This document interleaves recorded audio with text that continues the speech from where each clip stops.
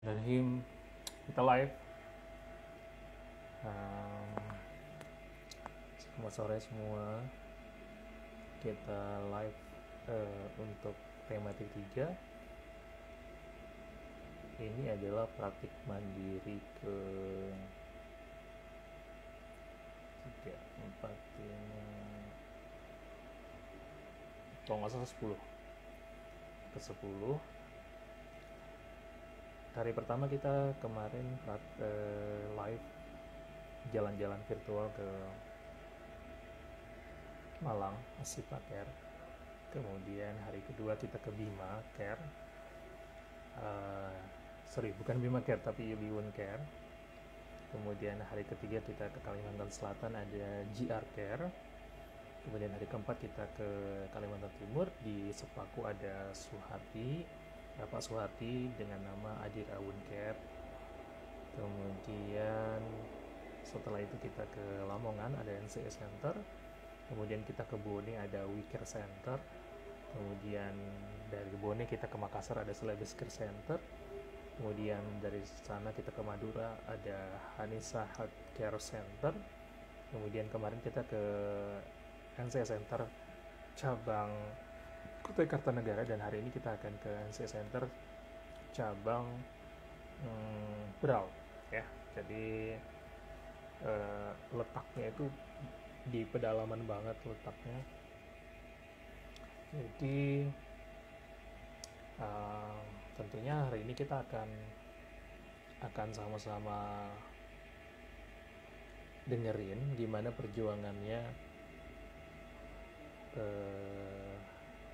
bagaimana perjuangannya kalau mau buka praktik mandiri di daerah rural, di daerah perkampungan ya. Karena kebetulan praktik mandiri yang di Berau ini memang bukan di Berau kota, tapi ada di kecamatan yang di agak dalam ya, jadi agak sepi masih. Nah itu kan menjadi sebuah kekhawatiran, terus sebuah tantangan sebenarnya, tantangan bagaimana membuka praktik di daerah rural. Dan hari ini selamat datang yang baru bergabung ya.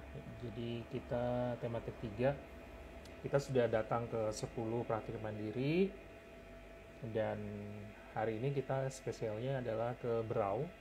Itu ada praktik mandiri cabang NC Center di Berau dengan Bapak Direkturnya, ada Mas Hadi Purnomo. Hadi Purnomo ya, benar ya, Hadi Purnomo. Oh sudah datang ya? Oke, kita undang saja langsung.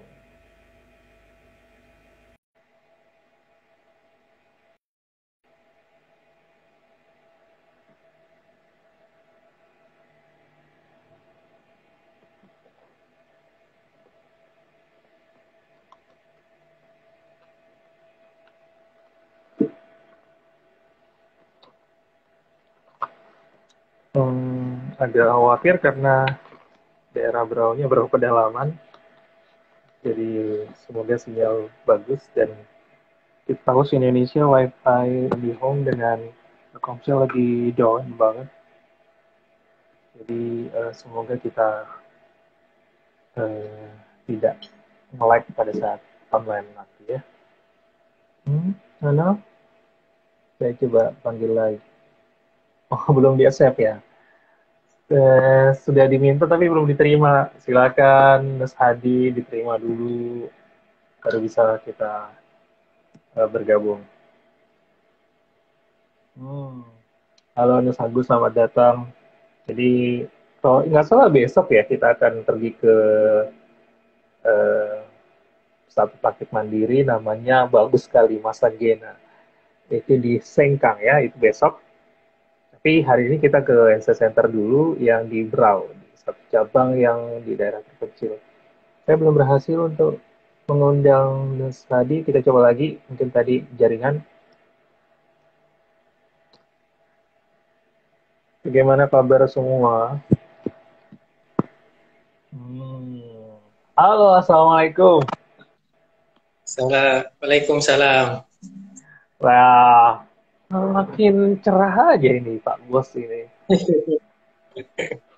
Gimana kabarnya, sehat? Alhamdulillah sehat. Ini lagi di mana? Di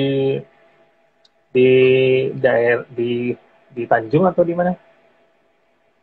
Sekarang posisinya ini di ruang praktek. Oh, berarti di rumah, di ruang praktek ya. Oke, good. Sip. Berarti sinyal semoga lancar ya. Baik, kita buka dulu. Bismillahirrahmanirrahim. Assalamualaikum warahmatullahi wabarakatuh. Bapak Ibu semua yang Waalaikumsalam. menyaksikan, teman-teman, hari ini kita live untuk tematik 3 yaitu jalan-jalan virtual ke praktik mandiri seluruh Indonesia. Dan hari ini adalah praktik mandiri ke-10. Kita kemarin ke NCS Center Kutai Kartanegara dan hari ini kita ke NCS Center lagi di daerah Berau, tapi bukan di Berau Kota, bukan di Tanjung. Jadi Beraunya itu agak pedalaman. Jadi agak pedalaman sehingga ini menjadi satu kekuatan, peluang untuk banyak orang yang bilang kalau buka praktik di kampung itu susah gitu. Nah, itu nanti kita akan ngobrol banyak dengan direktur cabangnya.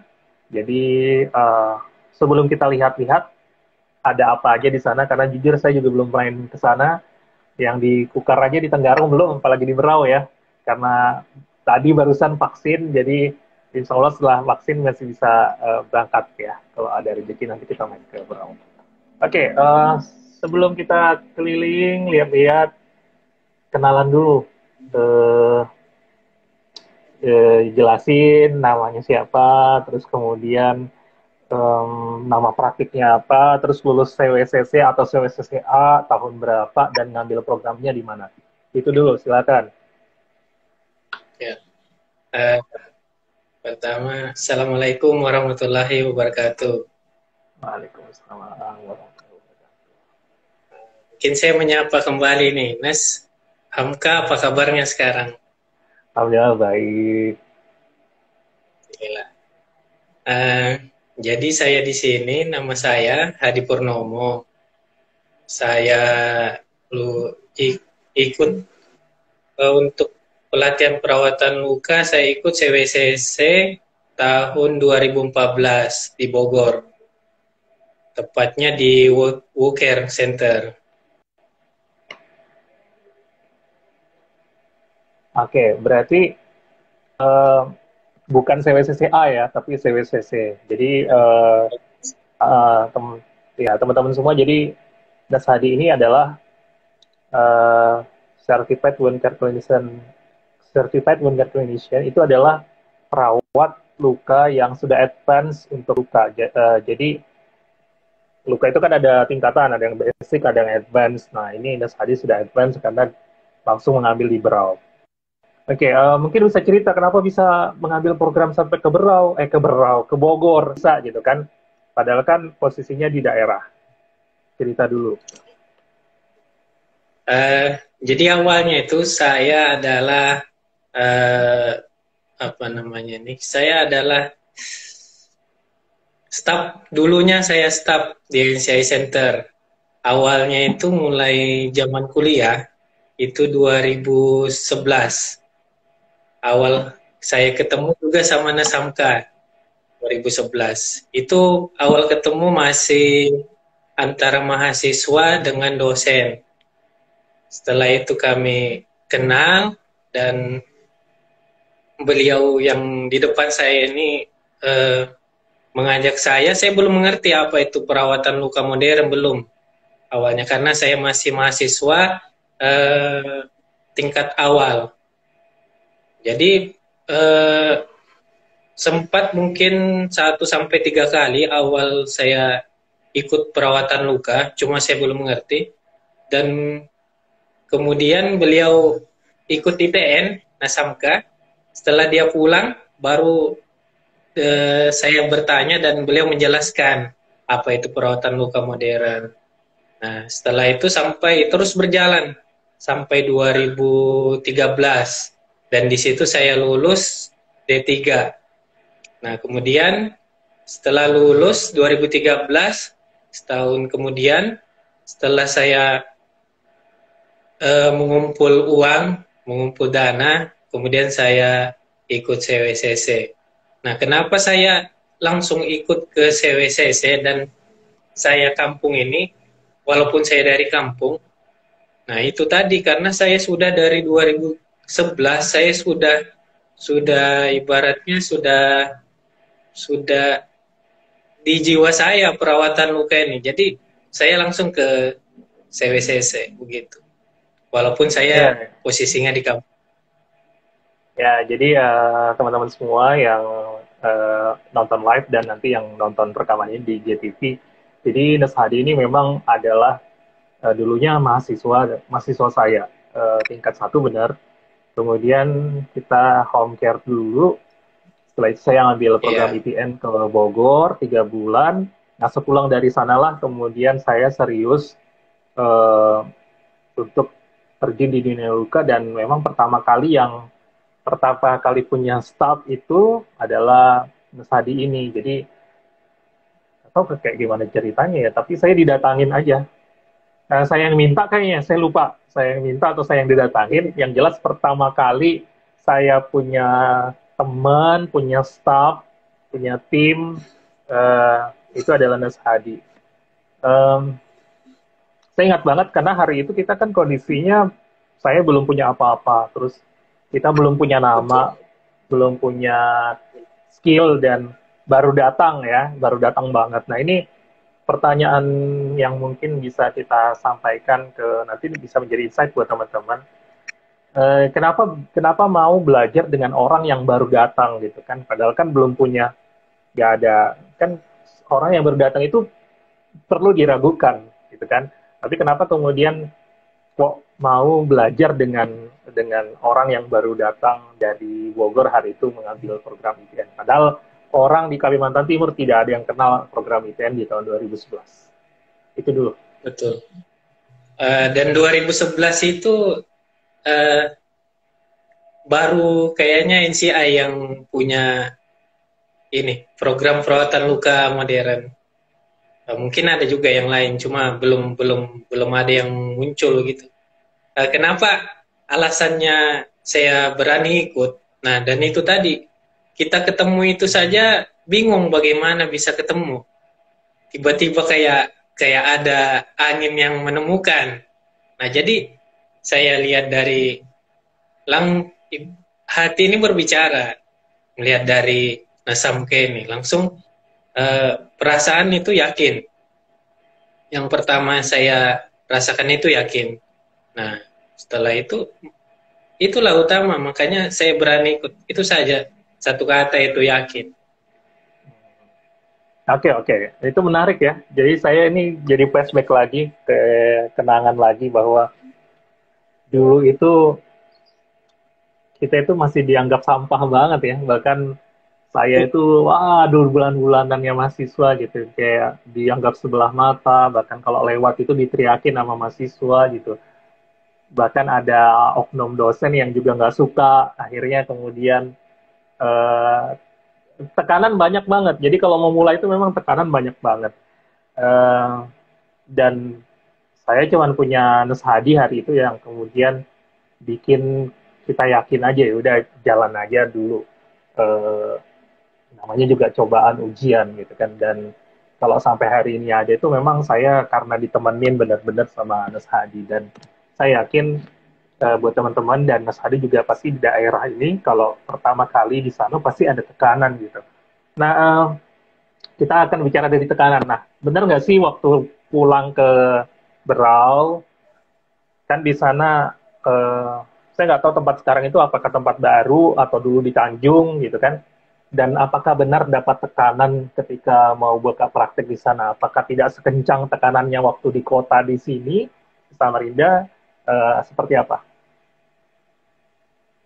Uh, jadi awal saya lulus itu saya di Tanjung, posisinya masih di kota 1 tahun. Uh, itu saya ini buat home care aja dulu, home care. Kalau tekanan belum ada waktu itu, 1 tahun saya jalankan itu belum ada. Malah yang tekanan banyak ini waktu saya buka tempat praktek sekarang. Seperti itu. Karena bentuknya dia terlihat sekarang. Kalau mungkin kayak zaman kuliah dulu, posisi saya mahasiswa, ya mungkin masing-masing individual itu penilaiannya lain ke saya. Cuma responnya ya tetap berjalan seperti itu. Tutup telinga saja. Tutup telinga untuk hal mungkin buruk, membuka telinga untuk hal baik. Seperti itu. Nah, jadi tantangannya malah sekarang. 2 tahun berjalan ini banyak tantangan. Mungkin dari masyarakat, banyak. Terus dari sesama kita ini pun ada tantangan. Karena dengan membukanya kita praktek ini, tentu saja pendapatan kita meningkat. Kalau untuk segi pendapatan, walaupun visi dan misi kita tujuannya untuk terutama membantu masyarakat untuk perawatan luka yang benar. Karena apalagi posisinya sekarang ini kita di kampung. Masyarakat kampung kadang untuk perawatan lukanya itu tidak kurang efektif seperti itu. Banyak di sini kasus-kasus untuk cerita-ceritanya masyarakat itu sampai amputasi gitu. Oke, boleh kita detailkan ya. Jadi tadi udah diakuin bahwa waktu buka waktu berpraktik home care gitu ya, belum punya tempat, itu memang tantangan itu nggak ada gitu. Karena mungkin kayak lazim aja perawat itu melakukan home care tanpa izin gitu ya. Dan kemudian justru pada saat kemudian eh, buka praktik, bikin bangunan, Iya. kemudian niatnya mau legal, ini yang akhirnya tantangannya justru ada di sana. Karena ya kita mungkin juga oknum ya, melihat bahwa eh, ini mungkin ada peluang seperti apa gitu ya, mungkin ada juga ancaman gitu, peluang buat kita tapi ancaman buat orang lain gitu. Boleh didetailkan nggak, diceritain tantangannya gitu. Jadi agar teman-teman yang nonton nanti dan yang hadir sekarang itu bersiap atas tantangan gitu kan. Karena memang waktu home care tuh nggak ada masalah gitu, karena nggak ada yang lihat, nggak ada tempatnya. Nah, begitu punya NCI Center berlaw, oh mulai datang. Nah, itu boleh diceritain nggak? Nah, kalau untuk tantangannya pertama ini sih sementara ini untuk SIPP. Nah, kalau untuk SIPP sekarang mungkin saya belum pegang, cuman prosesnya sudah saya jalani semua. Maupun itu izin dari kampung, kecamatan sudah keluar semua. Dari puskesmas setempat, itu sudah lengkap berkasnya, sudah saya store ke PPNI kabupaten. Cuman sekarang ini kondisinya lagi masa COVID ini. Jadi tinggal sebenarnya mereka tinggal datang, rekomendasi keluar tuh SPP. Nah, terus tantangannya lain ini yang muncul ketika saya buat praktek ini malah dari teman sejawat. Mereka mempertanyakan apa itu apa namanya, kok bisa buka praktek perawat itu? Apa dasarnya membuka praktek? Nah, itu tantangan kita utama. Sehingga cerita ini bisa sampai kemana-mana. Orang-orang mau masyarakat, pokoknya seluruh lapisan sepertinya mempertanyakan masalah praktek perawat kita ini. Cuman saya terus bertahan sambil menjelaskan ke masyarakat seperti itu. Dan alhamdulillah untuk kampung saya ini semua kenal apa itu NCI, siapa itu saya. Dan kebetulan saya juga kerjanya kan di puskesmas pembantu di kampung ini. Nah, jadi saya sambil menjelaskan juga seperti itu. Iya. Tantangan paling berat itu sih pertanyaan ke kita. Jadi sempat jadi kayak ancaman seperti itu. Iya. Ya baik, ini buat sekedar informasi ya. Memang eh, teman-teman yang di kota jangan berpikir bahwa kalau buka praktik di kampung itu, di desa itu mereka tidak digesek dengan profesi perawat sama teman-teman perawat. Itu justru gesekannya ada. Saya ingat banget kalau ada tim yang di Tanjung kemarin juga itu sampai kemudian menggiring isu ya. Jadi kayak ngegiring isu, bikin suara-suara bahwa ini praktik nggak jelas, nah seperti itu. Padahal kita ini pengennya SIPP-nya terbit gitu, tapi digiring bagaimana agar tidak terbit. Dan itu saya juga kemarin juga sharing Nesanggi yang di Berau, itu juga tantangannya juga luar biasa gitu. Nah, saya juga nggak kira kalau ternyata di daerah kecamatan yang terjauh dari Tanjung aja, yang tempatnya Nes Hadi sekarang ini juga ternyata teman-teman dari profesi juga memberikan pressure ya, memberikan tekanan gitu. Bukan PPNI-nya, tapi oknum ya, oknum perawat teman-teman yang harusnya mendukung, tapi kemudian menjadikan eh, tekanan juga. Nah ini yang saya bilang bahwa terkadang sebuah peluang itu dibaca sebagai ancaman dari orang lain gitu. Sehingga ya tetap aja pakai kemarin ini saya diingatkan dengan jurus kambing conge itu. Jadi kalau ada yang teriak sembarangan ya gak usah didengerin gitu, dengerin yang baik-baik aja. Itu saya diingatin lagi tentang ilmu ini. Uh, tapi saya yakin bahwa ya emang nggak mungkin nggak bisa gitu karena saya tahu kekuatannya Direktur NC Center Berau ini seperti apa, jadi pasti bisa dilewati. Nah, yang kemudian juga memang karena regulasinya undang-undang juga mengharuskan nurse, nah ini juga menjadi sebuah regulasi yang tarik mundur gitu. Padahal dari undang-undang kesehatan juga bagi tenaga kesehatan yang berada di daerah 3T, gitu, daerah yang diberikan apalagi ada puskesmas pembantu.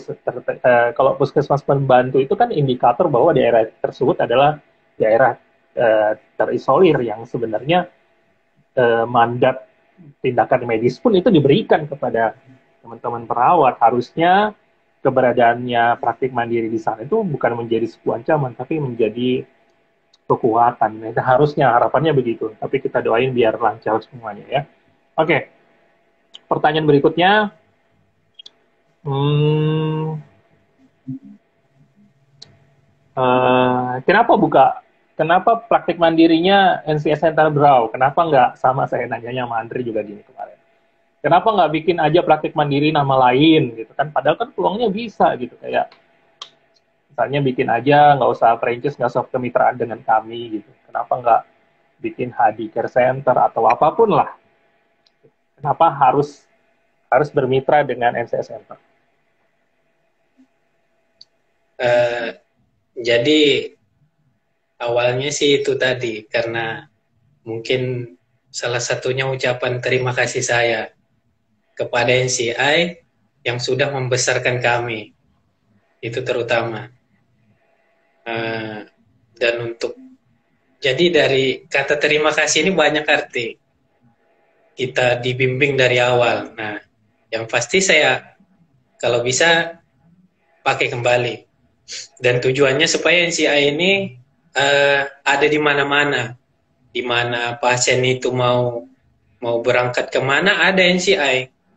Selain kita siap untuk luka, kita juga siap untuk menerima pasien dimanapun, maupun itu di kota atau di desa. Seperti itu. Kalau dari saya seperti itu. Jadi bukan untuk siap luka, tapi siap NCI-nya siap ini di mana-mana seluruh Indonesia kalau bisa. Dan terus sampai sekarang pun kita dibantu semua prosesnya. Secara tidak langsung kita terbantu semua dari proses perizinan dan sekarang perlindungan. Walaupun sementara NCI ini yang di sini SIPP-nya belum keluar, tapi dari pusat ada perlindungan karena sudah masuk semua terdaftar cabangnya seperti itu. Ya, Jadi agak merasa aman sekarang. oke. Ya, jadi karena mau ngucapin terima kasih ya. Sebenarnya sih kebalik ya. Sebenarnya kalau buat teman-teman saya sekarang yang berproses itu harusnya orang-orang lama seperti Nasadi ini dan orang pertama kali sebenarnya yang bergabung di NC Center itu harusnya kita yang mengucapkan terima kasih gitu. Sehingga bagi kami itu tidak sembarangan untuk memberikan brand ini kepada siapapun. Jadi permintaan banyak banget untuk buka dong NCS Center di ini, buka dong di NCS Center di sini. Ya, Tapi ya sekali lagi kita nggak ngasih sembarangan brand ini ke siapapun gitu. Yang boleh adalah mereka yang pernah berproses. Kenapa? Karena ini bukan sekedar nama sih. Ini NC Center itu bukan sekedar nama, bukan sekedar perusahaan. Lebih dari kita melihat prosesnya gitu. Eh, ya gimana ya? Nggak ada yang ngerasain ini. Nasadi ini adalah saksi hidup yang ngerasain pahitnya kita dulu gitu. Itu aja. Sehingga kalau saya diminta untuk buka NCS Center ya nggak mungkin enggak gitu untuk Sadi. Ya seperti itu ya. Jadi buat teman-teman tadi alasannya kenapa tadi Nasdi nggak mau bikin sendiri brandnya adalah karena uh, ada ikatan moral barengan dengan kami, tidak dipaksa.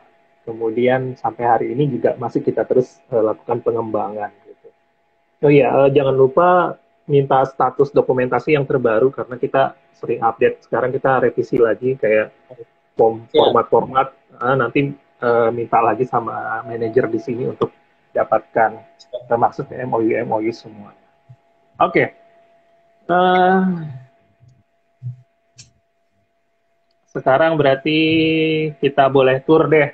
Kita mau lihat ruangannya karena saya penasaran banget ini belum pernah juga ke sana. Kita mau lihat ruangannya kayak mana modelnya ya. Dari depan mungkin dulu kan? Ya, dari depan boleh.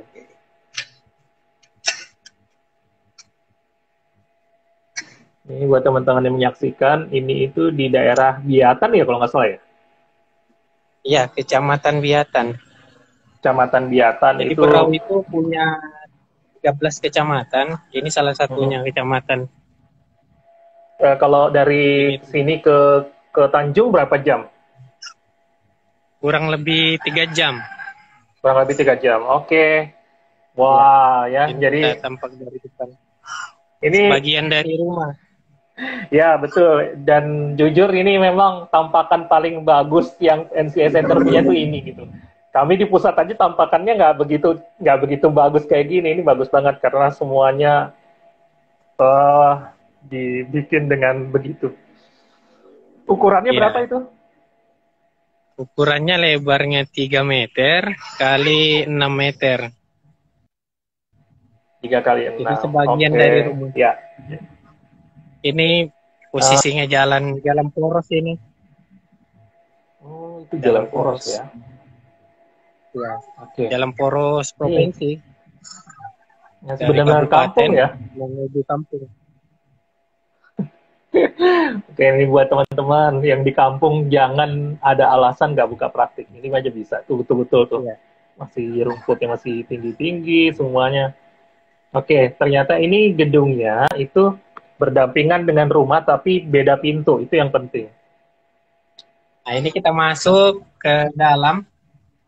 Posisinya ini ruang tunggu kita, tempat duduk. Ya. Keren tempat duduknya ya udah sekeren itu ya. Tampak dari dalam, tembus kacanya one satu arah. Jadi dari dalam Keren. kelihatan ke depan. Itu kelihatan kan di depan masih kebun sawit.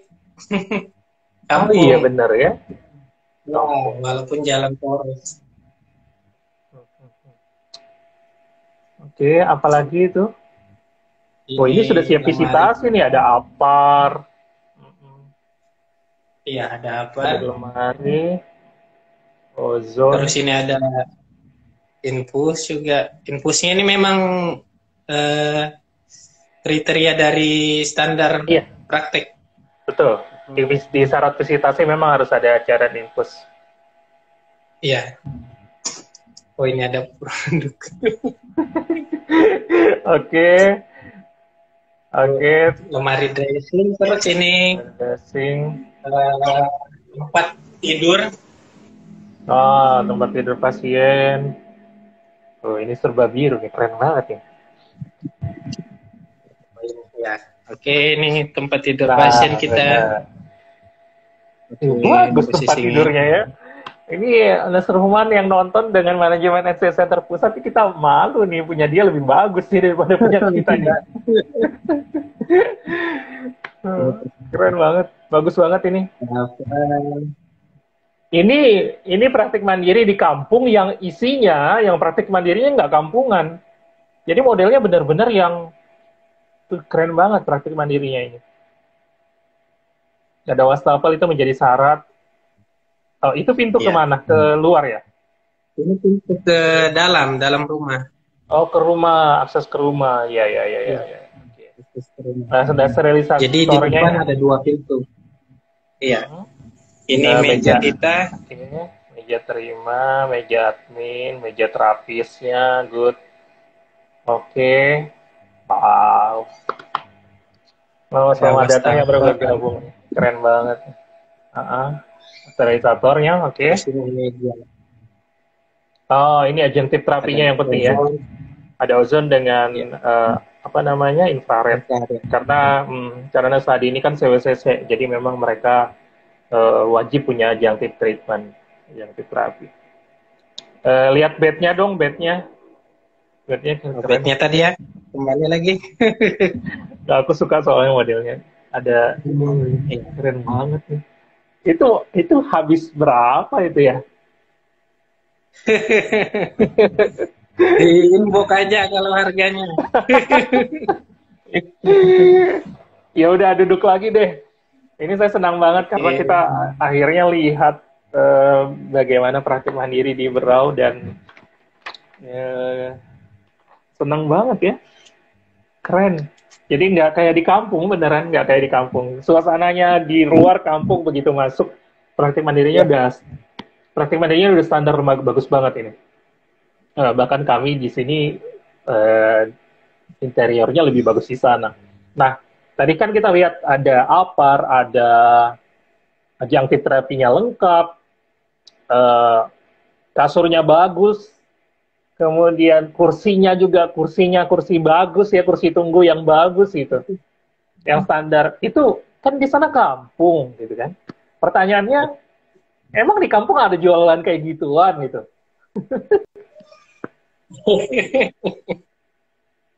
Ya itu belanjanya ke kota, ke Tanjung, Tanjung Redap. Jadi itu berarti itu dari Tanjung dibawa ke situ gitu ya? Iya, tapi kayak lemari, kayak meja itu ada di sini. Kayak bednya itu ada di sini. Oh, tapi didesain sendiri gitu ya? Pengen desainnya gini gitu? Iya, desainnya di sini. Kebetulan ya. Itu mebel rumah. Oh gitu, mantap. Ya, jadi sekali lagi buat teman-teman ini sangat memotivasi ya, bikin semangat banget buat teman-teman yang di daerah bahwa yang perlu effort, perlu perjuangan untuk kemudian menghadirkan praktik mandiri yang standar gitu meskipun di kampung, di desa, tapi tetap punya wastafel yang benar-benar wastafel, tetap punya bed yang memang standar, itu yang benar gitu. Jadi pasti ini perlu biaya yang banyak gitu kan. Nah, pertanyaannya ini berapa? Yes. Jadi buat teman-teman ini kita lagi ada di NC Center Berau ya. Oke. Ini kan bangunannya sekeren itu, isinya juga keren gitu. Ini menghabiskan biaya berapa kira-kira gitu, agar teman-teman yang mau buka praktik punya bayangan untuk harga Berau ini kan. Berau itu kabupaten kedua yang termahal di Kalimantan Timur. Jadi punya bayangan nih, berapa rupiahnya untuk menghadirkan interiornya dengan renovasi di luarnya, bangunannya mungkin. Bisa dibagi nggak soal itu? Sebenarnya relatif tergantung barang.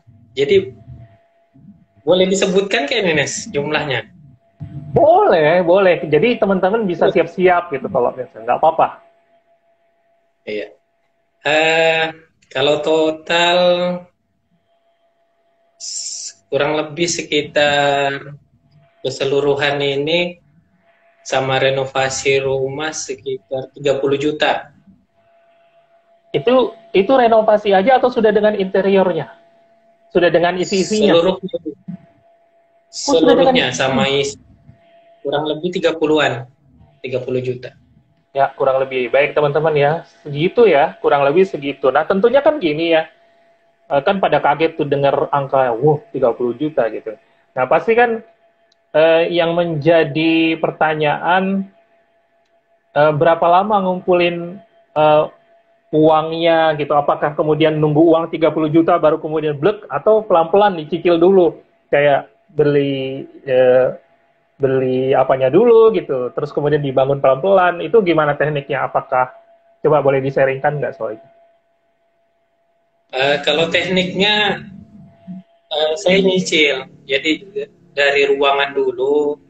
Terus kalau masalah dan yang ngumpul sedikit-sedikit, nggak langsung sampai 30 juta. Jadi nyicil sedikit-sedikit, terutama itu sepertinya harus niat dulu, harus niat kuat. Niatkan pengen beli ini, beli kursi, beli meja, itu berapa, uangnya dikumpulkan. Dari kerja sama dari pasien. Ya, tuh jadi teman-teman pesannya, semuanya jadi mudah kalau niatnya kuat gitu. Sebenarnya Nas Hadi ini niatnya maju mundur kemarin, tapi untungnya alhamdulillah uh, istri tercinta ini juga baik sekali, mendukung penuh, makanya ini jadi ada. Dan saya bilang ya udah sekalian dihajar aja gitu, sekalian total, dan alhamdulillah jadinya seperti itu. Wajar aja ya kalau orang jadi iri gitu, kalau kalau ngelihat bangunannya kayak gitu, wajar untuk orang jadi iri, karena kan ini bagus banget. Saya aja sebenarnya ya senang gitu. Kalau saya nggak iri, saya senang banget bahwa ini menjadi pencapaian kita. Orang harus tahu, orang semua se-Indonesia harus tahu bahwa ada NC Center di tengah kampung, di pedesaan, yang ruangannya sekeren itu gitu.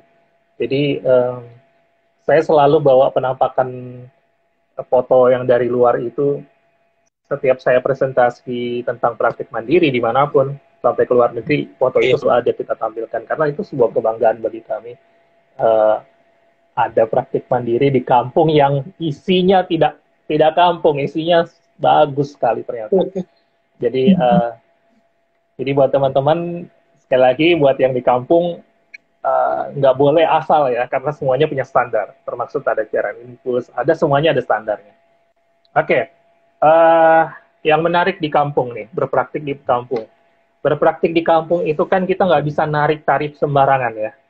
Karena Nas Hadi kan besarnya dengan kami di kota. Di kota itu kita bisa tarik 150, 180 untuk jasa aja, belum lagi ada administrasi 20.000, belum lagi ada dressing gitu kan. Nah, kalau di kampung itu gimana caranya? Apakah lebih enak narik uangnya atau seperti apa? Untuk pasien selama ini yang saya rasakan di kampung, kalau masalah dressing itu, mereka kalau dulu di Samarinda itu kita selalu bedakan antara dressing sama jasa. Cuma di sini mereka maunya itu sekalian, sekali perawatan itu berapa, langsung sama dressingnya semua. Mereka nggak mau beli dulu sekian, baru kita aplikasikan. Walaupun itu standar kita. Tapi ada sebagian juga lapisan masyarakat kita pakaikan seperti itu standar. Jadi mereka beli dressingnya, kemudian selanjutnya hanya bayar jasa saja. Cuma untuk masyarakat menengah ke bawah itu maunya seluruhnya dressing sama jasa. Dan untuk harga memang tidak bisa dipaksakan di sini. Kalau jasa itu bisa. Ya. Pernah dibayar paling rendah berapa? Kalau bayaran sih paling rendah mungkin tidak ada, tapi di sini karena kampung, bayaran paling rendah itu mungkin dengan barang. Biasa mereka beras. Ya. Iya. Ini yang menarik ya di kampung. Jadi, yes, gitu. Oke, jadi teman-teman semuanya, saya jadi ingat waktu kita awal banget berproses itu karena keterbatasan dressing. Dulu itu dressing 10 tahun lalu dressing tidak semudah sekarang itu.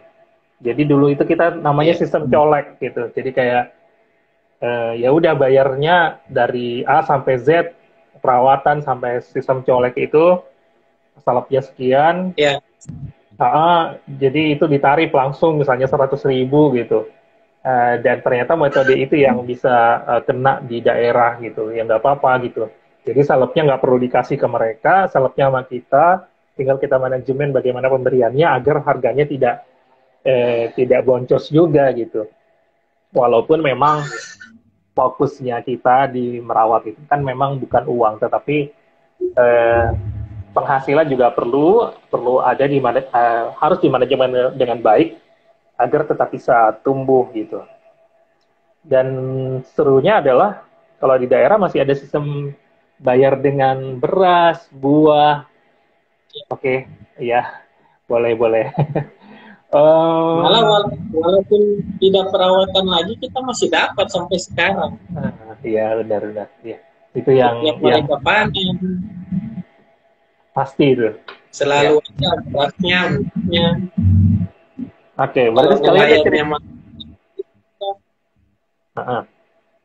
sekalian cerita deh, ada satu kasus nggak yang kemudian itu bikin kita kasus unik mungkin, atau kasus yang sedih, atau kasus yang seru, atau kasus yang nggak bisa ditiru gitu. Itu boleh cerita nggak? Karena kan kita pasti nggak ketemu di daerah yang seperti ini. Jadi saya ada satu kasus itu dengan pasien dia luka bakar di kaki dari bawah sampai lutut. Nah, itu anak-anak dia luka bakar karena kena ini abunya nipah, pembakarannya nipah. Jadi dia loncat masuk ke abu itu langsung terbakar kakinya semua. Jadi luka bakar. Nah, dan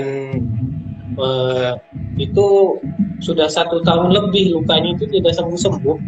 Dan itu masih awal NCI di kampung, di sini masih awal saya buka.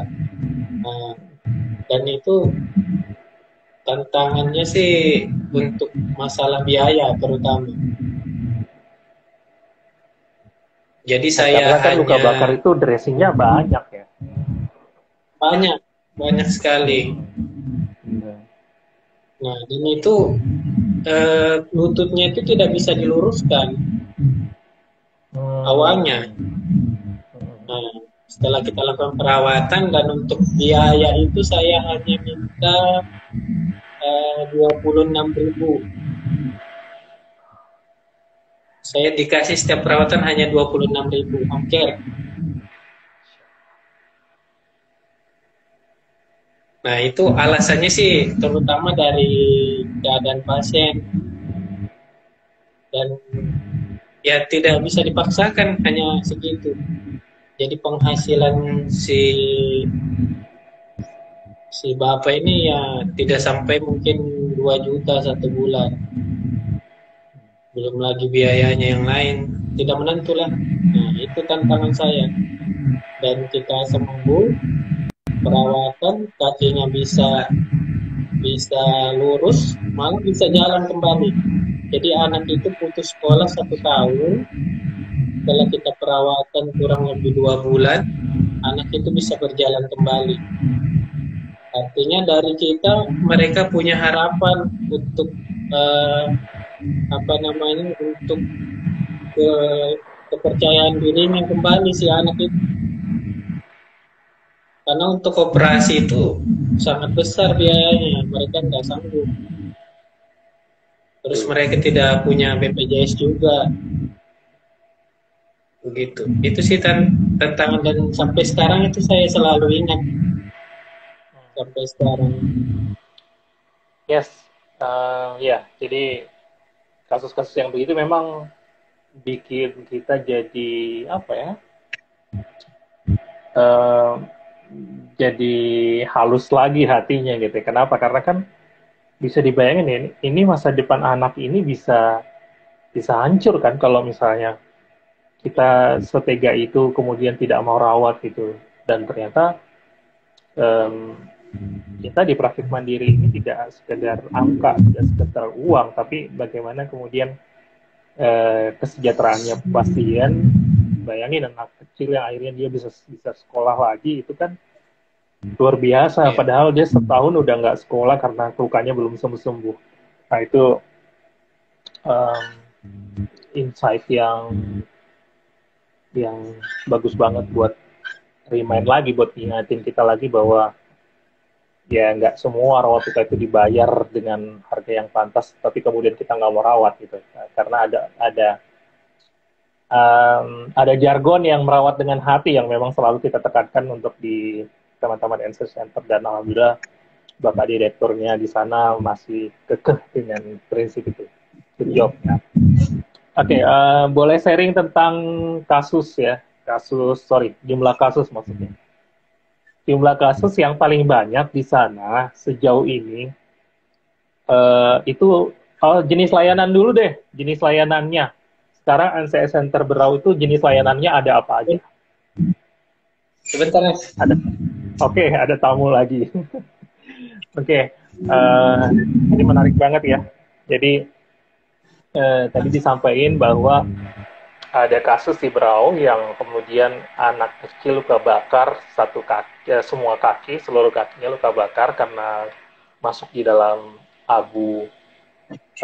Kemudian 1 tahun tidak sembuh-sembuh dan akhirnya 1 tahun itu tidak bersekolah, dan kemudian ditolong oleh NC Center Berau dan kemudian bisa sekolah lagi. Oke, bisa sharing tentang jenis pelayanan di NC Center Berau ada apa aja? Kalau pelayanan terutama perawatan luka, stoma dan kontinens. Kenapa ada stoma dan kontinennya sih? Walaupun saya belum ITN, dari NES sendiri, dari pusatnya itu menyarankan tetap ada gitu, karena selama di NCI pusat kemarin saya selalu ikut stoma dan kontinens. Nah, dan kedua itu sirkum modern. Gitu. Ya. Oke, kalau jumlah kasus lebih banyak mana nih, luka atau sirkum? Kalau untuk sekarang sirkum.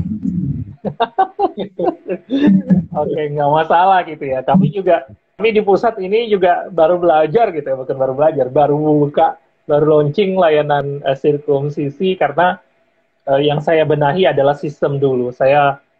Kita tidak mau gegabah tentang sirkum karena kami di kota beda dengan di daerah. Kuatkan sistem, kita udah kuat di alur layanan, SOP, kemudian kita baru buka. Dan di sana ternyata sirkum yang lagi eksis. Gak masalah, karena jadi kewajiban kita untuk nolong sesama, apalagi kalau dalam Muslim, dan sirkum itu adalah sebuah kewajiban laki-laki Muslim, sehingga Nah, sunnahnya adalah yang mensirkum seorang muslim, itu aja yang diambil gitu. Jangan lupa nanti Kalau untuk ngobrol dengan gimana INS, gimana gimana kalau untuk apa?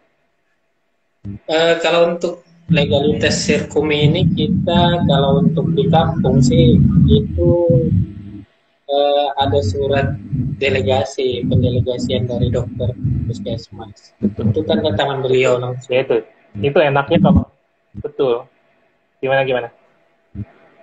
Kalau dari kabupaten, saya pernah cerita sama ketua PPND kita, itu lagi disusun sistem, itu langsung dia ke dokter bedah. Jadi data kita ini yang memang punya keahlian sirkum, itu didata semua dan atas pengetahuan dokter bedah kabupaten. Jadi seluruh kabupaten itu dinaungi oleh dokter bedah. Itu yang sementara lagi disusun sekarang sistemnya. Jadi ada apa-apa untuk masalah sirkum itu kita rujuknya ke bedah. Oke. Ya.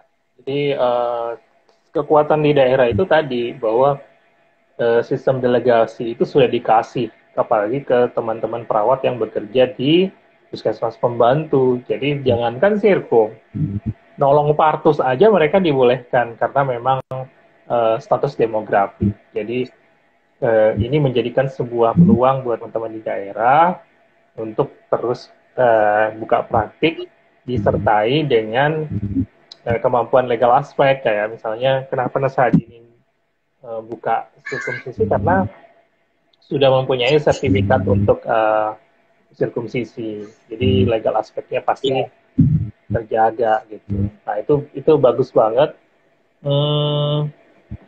Kalau ada kesempatan buat ngobrol sama dokter bedah, mungkin bisa nanti dibikin algoritma kalau sirkumnya komplikasinya di perdarahan atau boleh ke mereka, tapi kalau sirkumsisinya komplikasinya di luka kronis itu boleh diambil dengan seorang certified-nya. Jadi paling tidak mereka kenal apa itu CWCC dan apa itu NC Center. Itu harus jadi peluang nantinya. Itu bisa kok, pelan-pelan aja. Iya, Ya, yang penting. Nah, yang penting fokus. Oke. Sudah semua dan memang waktunya sisa 5 menit. Ada yang mau disampaikan mungkin? Mungkin yang saya ingin sampaikan pada teman-teman, terutama mungkin yang belum buka praktek mandiri. Saya mengajak seluruh teman sejawat itu yang pertama yang sudah mungkin mempunyai sertifikat dan ataupun belum, marilah praktek keperawatan. Buka praktek keperawatan selain kita tujuan kita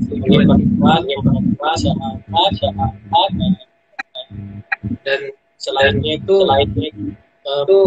pendapatan juga itu tidak saya pungkiri. Jadi kita berjaya di jasa kita juga semakin seperti itu. Akala juga banyak yang bisa kita salurkan.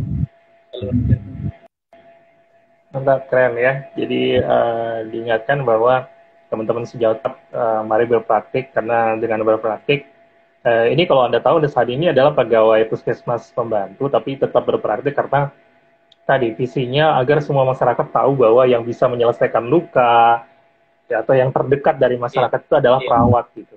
Jadi terima kasih insight-nya. Ini mohon maaf karena waktunya sudah over. Kami itu mengucapkan terima kasih banget karena kita nggak bisa ngasih apa-apa, tapi sudah disediakan waktu, sudah disediakan ilmu juga ya, dan yang bisa kami kasih adalah ini yang semoga bisa dipajang nanti di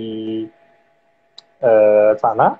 Jadi kami berikan sertifikat elektronik kepada Hadi Purnomo, CWCC, sebagai Direktur Cabang NC Center Berau, atas partisipasinya dalam virtual visit praktik mandiri di Indonesia.